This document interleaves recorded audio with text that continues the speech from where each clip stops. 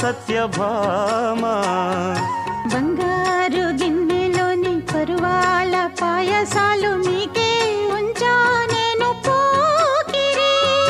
చక్కంగా ముందుకొచ్చి సందేళ విందులిస్తే కాదంటానా జతరా మరి వారం వర్జం చూడాలి ఆపైనే నీతో ఓడాలి బుల్లి పిట్ట బుజ్జి పిట్ట గూటిలోని గువ్వ పిట్ట నక్కి నక్కి దాగే వారి పేరు చెప్పవే